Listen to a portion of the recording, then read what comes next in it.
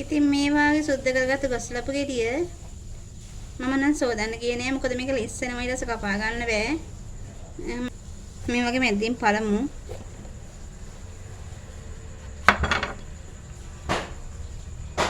ඇට ටික ඉවත් කරගමු.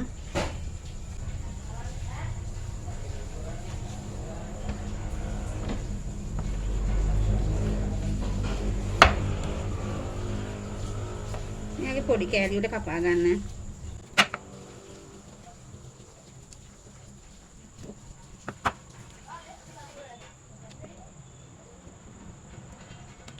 මේ වගේ ඇට හොඳින් සියල්ලම ඉවත් කරගෙන ගේට්ටෙන් ගා ගන්න හොඳට.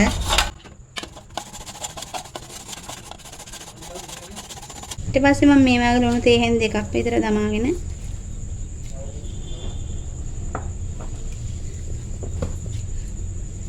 වතුර ටිකක් එකතු කර ගන්නවා.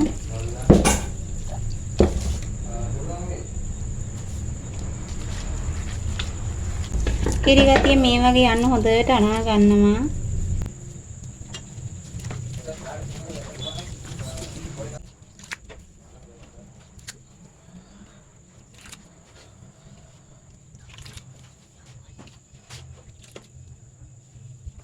ඊට පස්සේ වතුර ටික එකතු කරගෙන හොදගමු.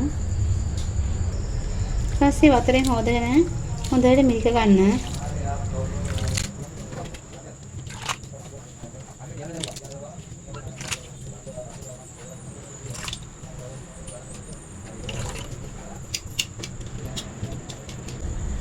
මේක ලුණු තේ හැඳි භාගයක් විතර එකතු කරගෙන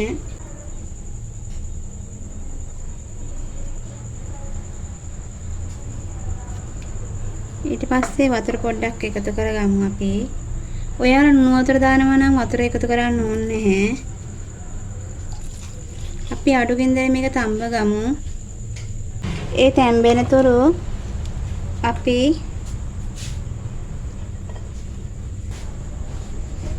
අම්මිරිස් කරල් ටිකයි සුදු ලුණුයි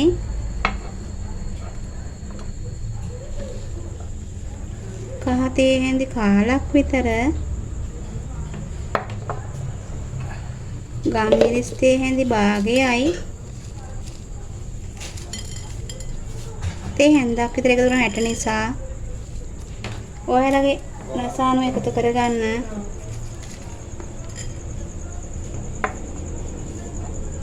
අබ තේ හැඳි භාගයකුයි එකතු කරගෙන මේ පොල් ටිකත් එක්ක අඹරගමු.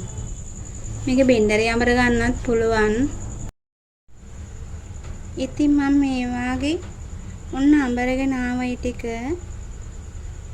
මම මේකට මගේ පොල් මැල්ලම එකතු කරගන්නවා.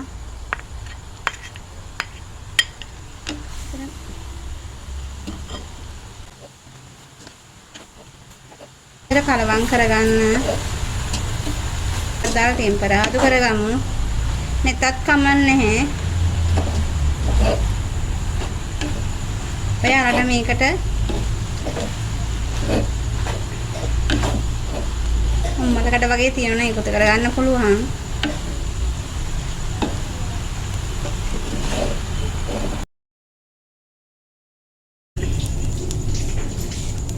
ඉතින් මේ වගේ රත් වෙනකොට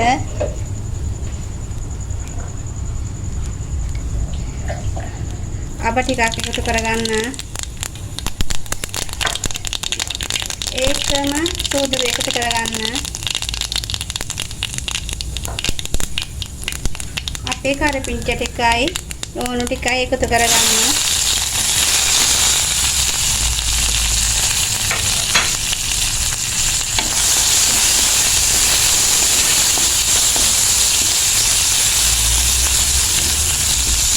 මේ වාගේ බෙදනම් පස්සේ මම මේ ගොඩක් කරන්නේ නැහැ. බාගෙට ටෙම්පරාදු කරගන්නේ.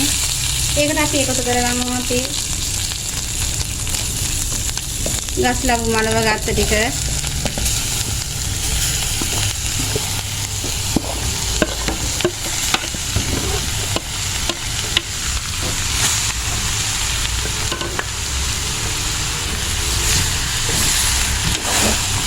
හොඳට කලවම් කරගන්න. ඉතින් ඉතින් යාළුවනේ මගේ වීඩියෝ එක වැදගත් වුණා නම් මගේ channel එක subscribe කරගෙන යන්න අමතක කරන්න එපා. තවත් කෙනෙකුට share කරන්න. ඔයාගේ වටිනා අදහස් නැත්නම් කමෙන්ට් එකෙන් දාගෙන යන්න. දැන් මගේ ගස්ලා මැල්ලුම් මැලවිලා තියෙන්නේ. දැන් මේ වෙලාවේ ලුණු ඇද්ද කියලා බලමු.